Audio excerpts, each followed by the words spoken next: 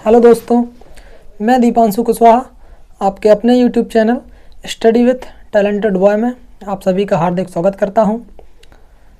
आज से 11th के सिलेबस को हम कवर करेंगे। तो सबसे पहले हमने एग्रोनॉमी को स्टार्ट किया है, ठीक है। तो आज हम एग्रोनॉमी की सबसे महत्वपूर्ण क्रॉप गेहूं की खेती, इस गेहूं के साइंटिफिक कल्टीवेशन, इस वैज्ञानिक खेती के बारे में बात करेंगे। तो गेहूं की वैज्ञानिक खेती के बारे में आज से हम बात करेंगे और हम day by day per day हम एक नई क्रॉप से आपको नई क्रॉप का आपके लिए एक वीडियो प्रोवाइड कराते रहेंगे। तो यदि जो लोग अभी तक हमारे YouTube channel study with talented boy को सब्सक्राइब नहीं किया है तो वो सब्सक्राइब कर लें, और यदि टेलीग्राम चैनल या ग्रुप को अभी तक जिन्होंने ज्वाइन नहीं किया है तो वहाँ पर भी हमने स्टडी विथ टैलेंटेड बॉय के नाम से ही अपना ग्रुप बना रखा है। तो और उसके बाद आपका FB मीन्स फेसबुक ग्रुप भी हमने बना लिया है स्टडी विथ टैलेंटेड बॉय के नाम से। यदि आप हमारे सोशल मीडिया प्लेटफॉर्म पर अभी तक नहीं जुड़े हैं तो कृपया जुड़ जाएं ताकि आपको हमारी इम्पोर्टेंट वीडियोस की लिंक मिलती रहेगी। तो चलिए बात करते हैं गेहूं की खेती पर। तो गेहूं के बारे में यदि हम बात करें तो गेहूं के बॉटनिकल नेम, गेहूं का जो बॉटनिकल नेम होता है मीन्स वैज्ञानिक नाम होता है, वानस्पतिक नाम होता है, वह होता है ट्रिटिकम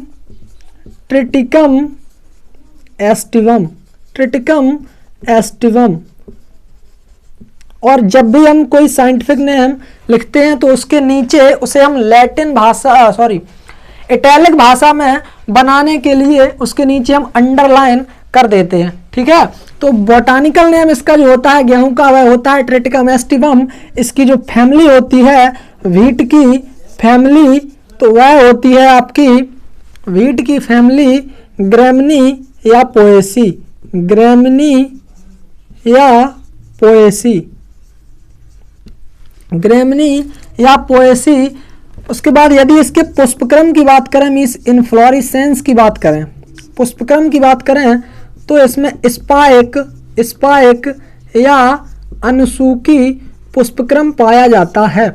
गेहूं में स्पाइक या अनुसूकी नामक पुष्पक्रम पाया जाता है। नोट्स बनाते रहें ताकि बोर्ड के एग्जाम में आपके लिए बहुत ही महत्वपूर्ण होंगे। Botanical name Triticum aestivum, family Gramineae या पोएसी, पुष्पक्रम स्पाइक या अनुसूकी होता है। इसका ओरिजिन प्लेस की यदि बारे में बात करें, इसका ओरिजिन प्लेस क्या है, तो जो ओरिजिन प्लेस है वह ओरिजिन प्लेस के बारे में इसमें वैज्ञानिकों के अनेक मत हैं। कोई वैज्ञानिक कुछ बताता है और कोई कुछ, तो उनको भी जान लेते हैं। अफगानिस्तान या फिर दजला फरात की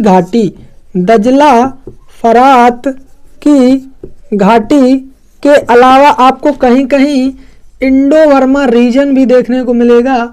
इंडो वर्मा रीजन के अलावा कहीं कहीं टर्की भी लिखा मिलेगा, टर्की, ठीक है। तो ये है आपके गेहूं का ओरिजिन, गेहूं के ओरिजिन। और उसके बाद इसमें जो फ्रूट होता है, फ्रूट मीन्स फल किस प्रकार का होता है, गेहूं में फल कैरियोप्सिस प्रकार का होता है। गेहूं में फल कैरियोप्सिस प्रकार का फल होता है। उसके बाद आता है कि गेहूं में बोनी प्रजातियों के जनक किसे कहा जाता है। गेहूं की बोनी जातियों के जनक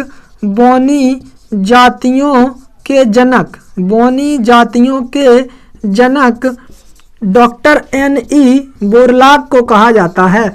डॉक्टर N.E. बोरलाग को कहा जाता है। उसके बाद बोनी जातियों के जनक डॉक्टर N.E. बोरलाग, और बोनी जातियों का जो जीन है, बोनी जातियों का जीन वह है आपका नॉरिन 10 बोनी जातियों का जीन माना जाता है। बात करें कि गेहूं का जो टेस्ट वेट होता है वो कितना होता है। अब टेस्ट वेट कई लोगों को तो मालूम ही नहीं होगा कि टेस्ट वेट होता क्या है। देखिए 1000 दानों का वजन, 1000 दानों का वजन टेस्ट वेट कहलाता है। तो गेहूं के 1000 दानों का वजन 40 ग्राम होता है, 40 ग्राम, ठीक है। गेहूं के 1000 दानों का वजन 40 ग्राम होता है। तो ये हो गई इसकी गेहूं के बारे में बात। अब बात करें इसके इंपॉर्टेंस की, इसे हम साफ कर दें, आप लिख लेना। तो गेहूं के इंपॉर्टेंस के बारे में यदि हम बात करें तो गेहूं का इंपॉर्टेंस, गेहूं को सबसे पहले तो हम चपातीज के रूप में प्रयोग करते हैं। इंपॉर्टेंस के बारे में यदि हम बात करें, इंपॉर्टेंस ऑफ हीट, तो गेहूं को नंबर 1 पर चपाती के रूप में हम इसका प्रयोग करते हैं, मीन्स रोटी बनाते हैं। उसके बाद पूड़ी बनाते हैं, पूड़ी।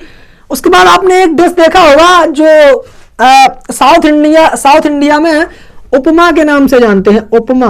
तो उपमा भी गेहूं से ही बनाया जाता है। उसके बाद सूजी के बाद आपके हलवा, ये आपके गेहूं के इंपॉर्टेंस हो गए कि गेहूं का इंपॉर्टेंस क्या है। तो गेहूं का उपयोग हम चपातीज बनाने के लिए करते हैं, पूड़ी बनाने के लिए करते हैं, और भी कई अन्य भोज्य पदार्थ बनाने के लिए हम गेहूं का उपयोग करते हैं। बात आई एरिया एंड डिस्ट्रीब्यूशन की, एरिया एंड डिस्ट्रीब्यूशन की, मीन्स क्षेत्रफल और वितरण, डिस्ट्रीब्यूशन। तो एरिया एंड डिस्ट्रीब्यूशन के बारे में यदि हम बात करें तो इन वर्ल्ड में सबसे अधिक खेती इसकी चाइना में की जाती है। चाइना के बाद नंबर 1 पर चाइना और नंबर 2 पर आपका इंडिया आता है। नंबर 1 पर चाइना और नंबर 2 पर आपका इंडिया आता है। और यदि हम बात करें इन इंडिया मीन्स भारत में गेहूं की खेती किन किन राज्यों में की जाती है, तो भारत में गेहूं की खेती आपके UP, MP, Maharashtra, Punjab, Haryana and Gujarat आदि राज्यों में गेहूं की खेती की जाती है। ठीक है, तो इंपॉर्टेंस में आपका चपाती, पूड़ी, उपमा, सूजी, हलवा आदि भोज्य पदार्थ बनाने के काम में आता है। उसके बाद एरिया एंड डिस्ट्रीब्यूशन के बारे में यदि हम बात करें तो पूरे संसार में चाइना नंबर 1 पर, गेहूं के उत्पादन में चाइना नंबर 1 पर आता है। उसके बाद इंडिया। अब बात करें इंडिया की, भारत में किन किन राज्यों में गेहूं उगाया जाता है, तो यूपी में, एमपी में, महाराष्ट्र और पंजाब, हरियाणा एंड गुजरात में गेहूं की खेती की जाती है। उसके बाद आता है आपका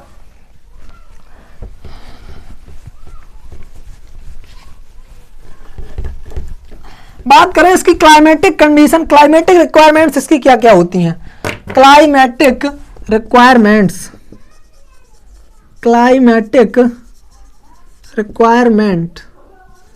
मीन्स जलवायु की जो आवश्यकता होती है वह कैसी जलवायु चाहिए गेहूं के उत्पादन के लिए। तो इसमें आता है आपका फॉर ग्रोथ के लिए, फॉर ग्रोथ 20 से 25 डिग्री सेंटीग्रेड तापमान की आवश्यकता होती है। और टिलरिंग के लिए मीन्स किल्ले निकलते समय हमें 14 से 15 डिग्री सेंटीग्रेड तापमान की आवश्यकता होती है। बात करें सॉइल की, इसके लिए कैसी मृदा की आवश्यकता होती है, तो क्ले लोम मृदा की आवश्यकता होती है। क्ले लोम मृदा की आवश्यकता होती है। इसके लिए पीएच 6.5 से 7.5, मृदा का पीएच 6.5 से 6.5 टू 7.5 रखा जाता है। ठीक है, उसके बाद बात करें वैरायटीज की कि वैरायटीज इसकी क्या क्या होती हैं।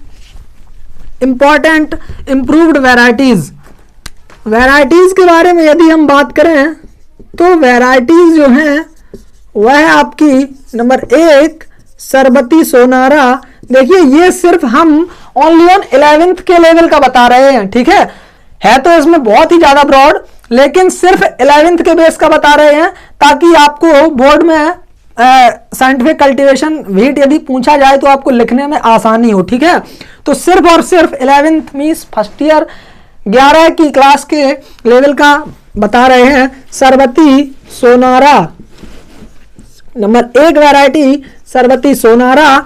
उसके बाद आपकी सुजाता, सुजाता, सुजाता, सोनालिका, सोनालिका,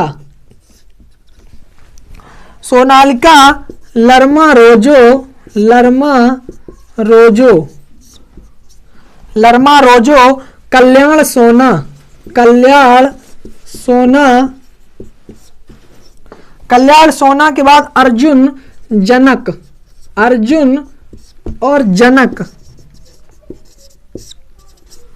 अर्जुन, जनक, लोकवन, लोकवन, के 65, के 65, शैलजा और मालवीय, शैलजा, शैलजा और मालवीय।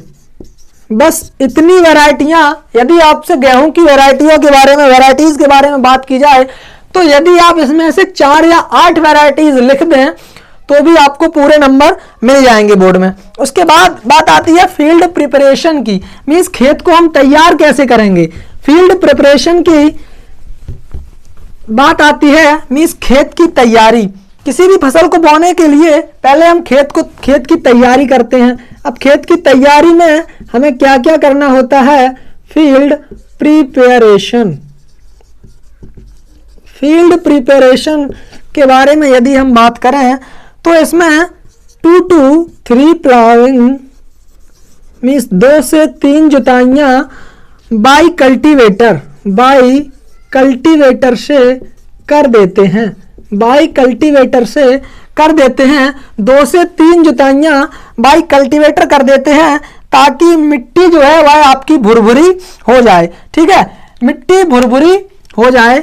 उसके बाद हम इसमें बुवाई करते हैं। जब इसमें हम बुवाई करते हैं तो बात आती है सीड एंड सोइंग की, मीन्स बीज एवं बुवाई की, बीज एवं बुवाई की।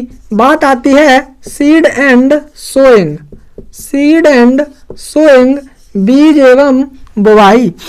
बीज एवं बुवाई के बारे में यदि हम बात करें तो बीज को बोने से पहले सबसे पहले इसमें किया जाता है seed treatment, seed treatment.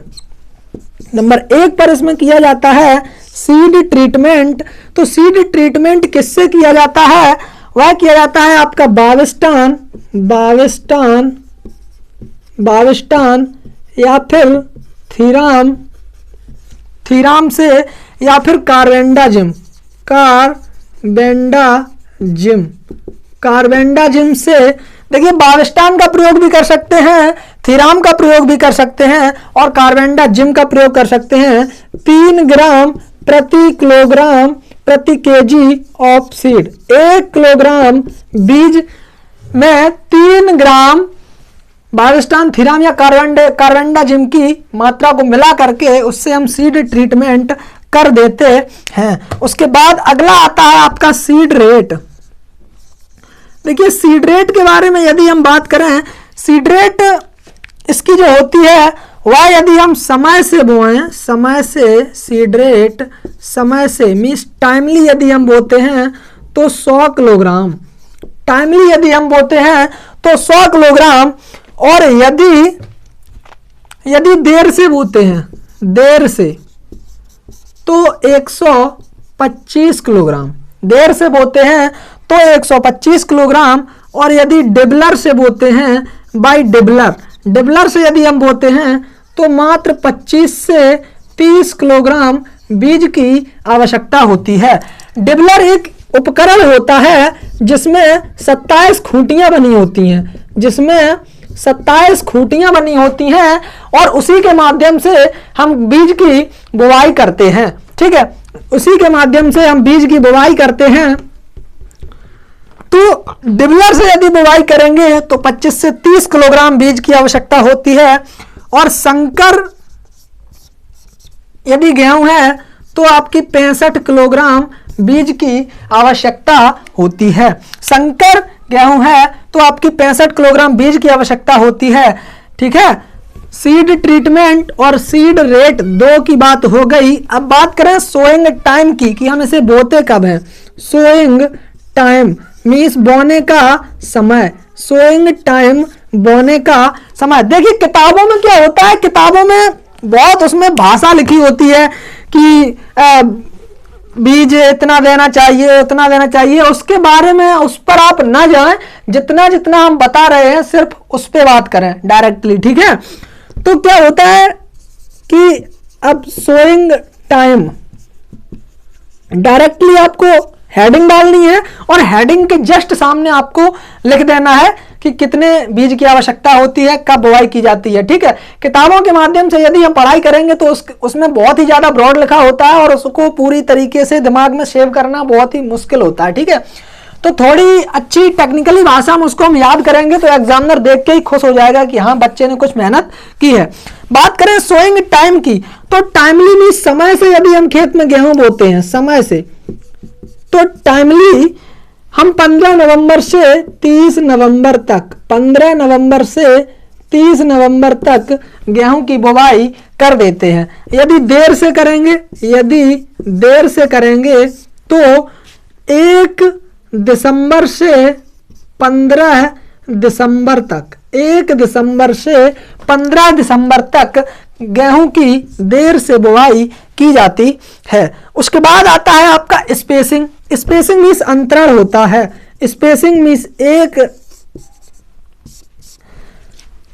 Spacing में आता है आपका कहीं कहीं आपको 20 गुणे 5 सेंटीमीटर लिखा मिल जाएगा।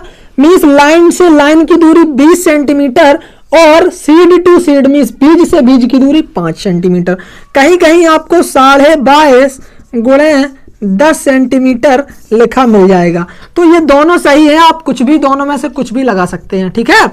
20 गुणे 5 सेंटीमीटर या 22.5 गुणे 10 सेंटीमीटर या कहीं कहीं 25 गुणे 10 सेंटीमीटर भी लिखा मिलता है, ठीक है। उसके बाद यदि हम बात करें डेप्थ की, डेप्थ मीन्स कितनी गहराई पर बीज को बोना चाहिए।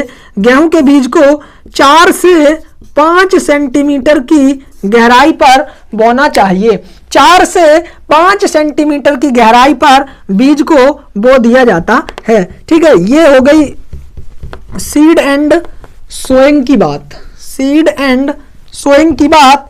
अगली आती है sowing method. Sowing method means बुवाई की विधियां क्या क्या हैं। देखिए बुवाई की विधियों के लिए हम आपको बता दें कि बुवाई की जो विधियां होती हैं उसमें आप किसी भी प्रकार से कर सकते हैं। बाई डिबलर कर सकते हैं, हमने आपको डिबलर के बारे में अभी बताया। By dibbler. नंबर 2 आपका बाई ड्रिलिंग, सीड ड्रिल से करते हैं तो उसी को हम बाई ड्रिलिंग कहते हैं। उसके बाद नंबर 3 आता है हल्के पीछे कोण में। हल्के पीछे कोण में या फिर उसके बाद ब्रॉडकास्टिंग भी करते हैं मीन्स छिटकवां विधि से। ब्रॉडकास्टिंग भी करते हैं छिटकवां विधि से, ठीक है। उसके बाद एक आता है FIRB method. FIRB method, furrow irrigation raised bed method. इसमें क्या होता है, जहां पानी की कमी होती है, जहां पानी की कमी होती है वहां पर फर्ब मेथड का प्रयोग किया जाता है, ठीक है। जहां पर पानी की कमी होती है वहां पर फर्ब मेथड का प्रयोग किया जाता है। मीन्स बाई डिबलर से भी हम गेहूं की बुवाई कर सकते हैं, बाई ड्रिलिंग भी कर सकते हैं, हल्के पीछे कोण में भी करते हैं और ब्रॉडकास्टिंग मीन्स छिटकवां विधि से भी करते हैं। इस प्रकार से लोगों को आपने देखा होगा हाथ में लेकर के इस प्रकार से बोते हैं तो उसी को हम ब्रॉडकास्टिंग कहते हैं। उसके बाद FIRB method means furrow irrigation raised bed method. और जहां पर ये फर्ब मेथड कब अपनाया जाता है, जहां पर पानी की कमी होती है वहां पर हम फर्ब मेथड का प्रयोग करते हैं, ठीक है। उसके बाद अगला आता है आपका manure and fertiliser. Manure and fertiliser. Manure and fertiliser. Manure and fertiliser. देखिए मैन्योर एंड फर्टिलाइजर के बारे में यदि हम बात करें तो इसमें 20 से 25 टन FYM पहले मैन्योर डाल देते हैं। 20 से 25 टन FYM मीन्स गोबर की खाद 20 से 25 टन गेहूं की बुआई से लगभग 1 या 1.5 महीने पहले खाद का प्रयोग कर देते हैं।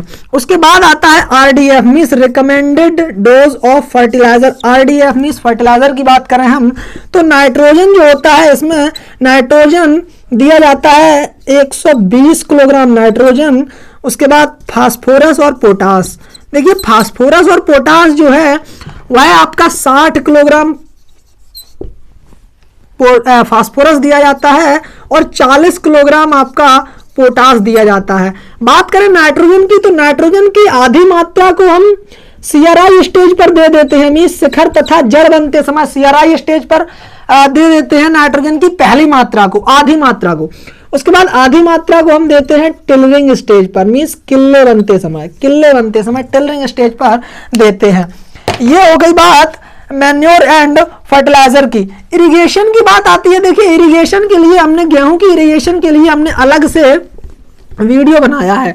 उसमें हमने आपको एक ट्रिक भी बताई है। ट्रिक के माध्यम से आपको पूरी इरिगेशन के बारे में, गेहूं की सारी इरिगेशन के बारे में पता चल जाएगा। गेहूं में 6 सिंचाइयां की जाती हैं, तो उसकी हमने आपको ट्रिक भी बताई है, तो उसके माध्यम से आपको अच्छी तरीके से याद हो जाएगा। बात आई वीड कंट्रोल की। देखिए वीड कंट्रोल के बारे में यदि हम बात करें, वीड कंट्रोल मींस गेहूं के खेत में आपको वीड कंट्रोल, खरपतवार नियंत्रण करना बहुत ही आवश्यक होता है, क्योंकि इसमें कई प्रकार के खरपतवार उगाते हैं। जैसे नंबर 1 पर आता है आपका चौड़ी पत्ती वाले खरपतवार, चौड़ी ब्रॉड लीफ वीड, चौड़ी पत्ती वाले खरपतवार। चौड़ी पत्ती वाले खरपतवार जो होते हैं इसमें, वह आपका नंबर 1 होता है आपका बथुआ, कृष्ण नील के अलावा चटरी मटरी, उसके बाद मुनमुना के बाद हिरन खुरी, और उसके बाद आता है आपका सेंजी। देखिए ये सभी खरपतवार आपके गेहूं के खेत में उगाते हैं। तो चौड़ी पत्ती वाले खरपतवारों को नियंत्रण करने के लिए 2,4-D का प्रयोग किया जाता है। 2,4-D का प्रयोग किया जाता है। चौड़ी पत्ती वाले खरपतवारों को मारने के लिए 2,4-D का प्रयोग किया जाता है। तो ये तो होगी चौड़ी पत्ती वाले खरपतवारों की बात करें सक्रिय पत्ती वाले खरपतवार, सक्रिय पत्ती वाले खरपतवार, सक्रिय पत्ती वाले खरपतवार, सक्रिय पत्ती वाले खरपतवार। सक्रिय पत्ती वाले खरपतवारों के बारे में यदि हम बात करें, तो इसमें नंबर 1 पर आता है आपका, इसके कई नाम होते हैं, जैसे आपका गेहूंसा, या फिर इसी को कहते हैं गुल्ली डंडा, या फिर इसी को कहते हैं गेहूं का मामा, इसी को कहते हैं गेहूं का मामा, और इसी को कहते हैं बट्टा, और इन सभी का, क्योंकि ये एक ही है आपका गेहूंसा, गुल्ली डंडा, गेहूं का मामा, बट्टा, तो ये सभी आपके, अब इनका वैज्ञानिक नाम क्या होता है? इसका जो वैज्ञानिक नाम है वह है आपका फैलेरिस माइनर, वह है इसका फैलेरिस माइनर, इसका जो वैज्ञानिक नाम है वह आपका फैलेरिस माइनर है। और ये सक्रिय पत्ती वाले खरपतवार हैं फैलेरिस माइनर, गेहूंसा। इसका कंट्रोल करने के लिए आइसोप्रोट्यूरान का प्रयोग करते हैं। इसका नियंत्रण करने के लिए आइसोप्रोट्यूरान का प्रयोग करते हैं। आइसोप्रोट्यूरान का 75% WP means wettable powder, 75% WP का मतलब है वेटेबल पाउडर का प्रयोग करते हैं। ठीक है, तो आइसोप्रोट्यूरान का प्रयोग हम गुल्ली डंडा, गेहूं का मामा या बट्टा को मारने